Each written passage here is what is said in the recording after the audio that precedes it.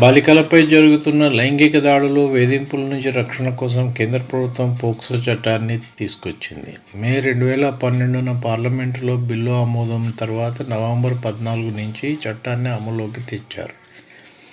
సాధారణంగా అత్యాచారం జరిగిన సమయంలో భారత న్యాయ సంహితలోని వివిధ సెక్షన్ల కింద పోలీసులు కేసు నమోదు చేస్తారు. కానీ 18 ఏళ్లలోపు బాలికలపై అత్యాచారం జరిగితే బిఎన్ఎస్తో పాటు అదనంగా పోక్సో చట్టం కింద కేసు నమోదు చేసి విచారణ చేస్తారు. దీనివల్ల నిందితులకు బెయిల్ రాకుండా ఉంటుంది, బాధితులకు న్యాయం జరుగుతుంది. బాలికలను ఎవరైనా వికృత చేష్టలతో వేధిస్తే బాలికలు స్వేచ్ఛగా జీవించే హక్కును హరించినట్టు గుర్తించి కఠినంగా శిక్షించే అవకాశం ఉంటుంది. పోక్సో చట్టం కింద నమోదైన కేసులను పోలీసులు ప్రత్యేకంగా విచారిస్తారు.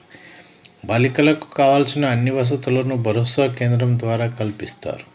ఉమ్మడి వరంగల్ జిల్లాలో గత ఏడాది జనవరి నుంచి ఈ ఏడాది జనవరి 10 వరకు సుమారుగా 147 పోక్సో కేసులు నమోదయ్యాయి.